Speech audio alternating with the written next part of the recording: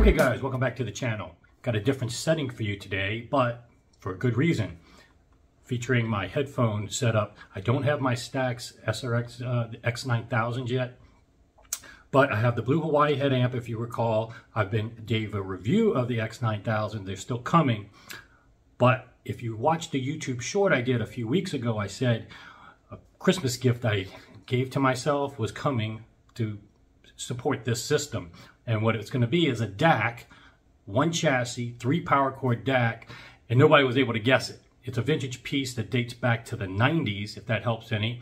And at the time, it sold for around, I think, $30,000, which made it probably, at that time, one of the most expensive pieces in all of audiophilia. And probably would go for north of $300,000 today, based on the exponential growth, inflation of prices in Audiophile. And for good reason, though. It wasn't overpriced at that time because the build quality is just insane. This DAC is just crazy. So without further ado, let me just show you the DAC. Let me bring the camera here. I'm hiding it here. It's right here. It's the... Let me just take this camera off here so I can show you. Okay, here it is. The Stax X-1T vacuum tube. 3 power cords that are mounted. The IECs are really weird. They're underneath the chassis where you plug all 3 into. Obviously, back in the day in 1990, did not have USB, so coaxial and optical. And I just chose to go with optical because despite the primitive assessments of Toslink being inferior, I had grown up with that impression too, based on what everybody said. But after testing for many years, and for certain lengths and for certain applications, Toslink actually has a lot of advantages over coax and even USB. So in this case, it's the ideal hookup from my server to here. It provides galvanic isolation and is at a length of a run that makes it more conducive to being the better option over coax here. This DAC is just built like an amplifier in terms of weight, probably about 50 pounds. I'll put up some pictures of the internals. I got this from Steve McCormick, who bought it because of the tremendous construction quality that he even marveled over. And again, when he marvels over something, it's noteworthy because he sees just about everything. And when something catches his eye enough to buy it, then that's saying something. And he's had it for many years. He offered to sell it to me one time in the past, but I didn't have an application for it at the time because I was so much based on USB streaming on my main 2-channel rig. But then once I got the Blue Hawaii and have the Stax headphones coming, it just made so much sense to go with a tube DAC, Stax, and then made it with the Blue Hawaii X9000 Stax headphones that are probably one of the best. Basically, I have 2 of the best things Stax ever made. This DAC, they don't make the quality of DACs like this anymore, unfortunately for Stax. This was probably their pinnacle back in the day. There's only 100 of them. Approximately, I think they said that were made. It was only 1 year because it was such a price point that nobody could afford it back then. But yeah, this is a phenomenal piece. I have played it now. I just couldn't even take off the headphones after I started listening to them. It was just phenomenal. Let me go ahead and I'll even show you some things that I listened to and talk to you about what I heard. But let me go ahead and switch the camera back to the tripod. Okay, so first of all, let me show you the Stax headphones that I'm using. The loaner pair is the 009S. Great sounding headphones. A lot cheaper, modestly cheaper than the X9000, and not quite as good, mainly in one area. I thought it was more than one area until I got the Stax DAC, which actually cured some of the impressions I had of these. Also, one thing I had, I'll talk about that right off the bat. These I didn't think had much bass originally when I heard them with my benchmark DAC and also at 3MA. But getting that cup and that suction around your ear is very important. And these are, you know, something you have to pay more attention to. I might not have done that in prior demos and thought that this had less bass than it really did. When I've done it now around my head and ears and then used the Stax DAC, this thing provides a lot of bass now. So that was quite surprising, the first thing that jumped out. But the other thing that this is a little bit behind the X9000 is the X9000 just is silky smooth and just near perfect in every way. I can't really find any faults. The only faults I can still find with this, even with the Stax DAC, is approximately around 1.5 to 2K bump, and also around 4K. A little bit, you know, exaggerated on these. So just giving you that general feedback. But otherwise, these are phenomenal headphones. And let me just take a step back. Everybody should have a great headphone rig at some point in the hobby. Reason being, and it's for your 2-channel purposes, because so many times you will never know certain things about a recording unless you have this level of headphone. These have perfect impulse response, super low distortion. Most all headphones have those advantages over your floor standing rig. So if you really want to know what the recording sounds like, get a great pair of headphones and associated equipment. This will give you a level of clarity that is impossible. I don't care if you have MBL Extremes, even in a perfect room, it's not going to give you the level of clarity and detail that these can give you, and the low distortion and the timing, everything that in the room, taking the room out of the equation. So this will help you in your 2-channel evaluation, whether you've uncovered things that you can hear here that you can't hear in your 2-channel. So even if you're not using this for your own enjoyment of just headphone enjoyment, which most people will once they get a rig like this, but it will pay off for your 2-channel. But getting away from that macro point and these, getting back to the Stax DAC, my little screensaver came up here. Oh, by the way, I've got, let me show you guys. I've got the little screens of, the Gorillaz released a, their Skinny Ape song, which I heard before they even released it at the concert. And they did an immersive video on YouTube. You can watch it on Times Square. Phenomenal video. So Skinny Ape is right now one of my favorite songs, and I'm featuring them. But I have a playlist here that you can watch as well. It's all my favorite YouTube videos that either the performance and or the video are superior to what you could have in streaming. And if you don't, there's people that have actually analyzed the metrics of the audio form, and a lot of times the version on YouTube is superior to the version on streaming in dynamic range alone. But then when you add in the performance, sometimes a live performance, sometimes the video adds a lot to a song, like this one in particular by Seafret. It's amazing. And then some of these songs, like this one, includes talking, which is also often a better reference. People know what talking sounds like more so than singing or certain instruments that have different colorations and tuning. This provides such a great window on what that really sounds like and how good some things on YouTube are. So this was a great playlist to play if you haven't. I've heard these songs hundreds of times on my rig, on other people's rigs, on my headphones, different types of headphones. And so this was a great benchmark to go back through and see how much more with that DAC from Stax did I hear. And the biggest takeaway with the Stax DAC was a couple things. It cured the lack of bass here, which I didn't expect from a tube DAC. But a tube DAC like the Stax with 3 power supplies and built to just the highest level standards really doesn't have any sacrificial trade-offs in terms of probably the measurements at the time were state of the art, and still to this day would beat most other on just objective measurements. But some things probably it won't be quite the same as transistors, but that's where this DAC excels. It's able to provide that full meaty bass that gives you enough punch, maybe not super etched and pitch definition, but it gives you the kind of bass that I think most people prefer. But on top of that, it combines it with the musicality of everything else that is really unprecedented in anything I've heard. And Steve McCormick pretty much echoed that as well. I bought this piece from him.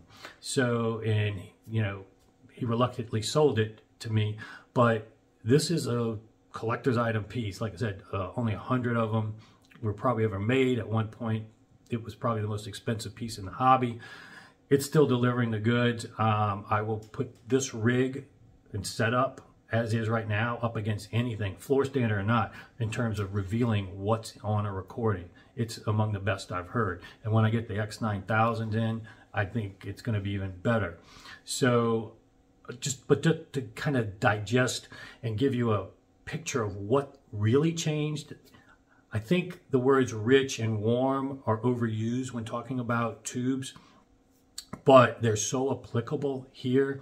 The richness, the warmness, the musicality of having both the tubes in the Blue Hawaii head amp as well as the Stax DAC without any trade-offs in the bass. It's quite remarkable what the combination does.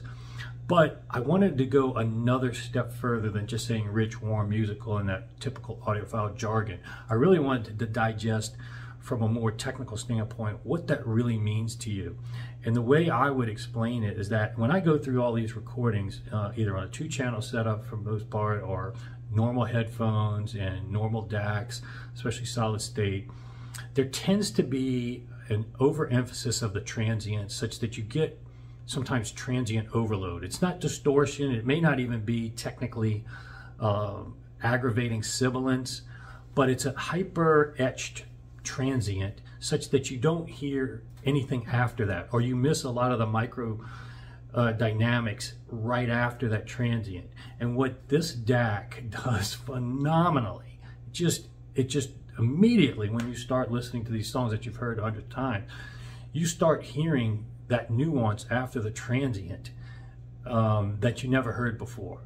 And that ability to extract that kind of resolution with these headphones and the amp 2 all combined and present it in a musicality that seems so real, that is very rare for headphones, because you don't have the acoustic wave of a live performance hitting you. So to give you that feeling that it is live and real is a little bit different. These are great at revealing what's on the recording, but not giving you the feeling that you're at the recording and getting that acoustic wave hitting you.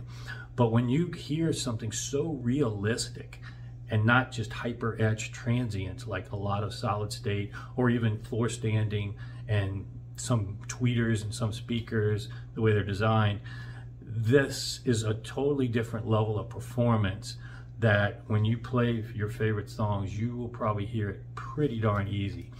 As I went through my playlist, I can go through some.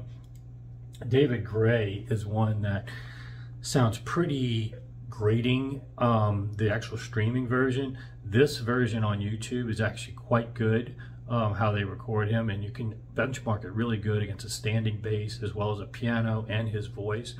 And it sounds really good on my main 2-channel, my Wisdom audios, and then all my headphones that I've used here.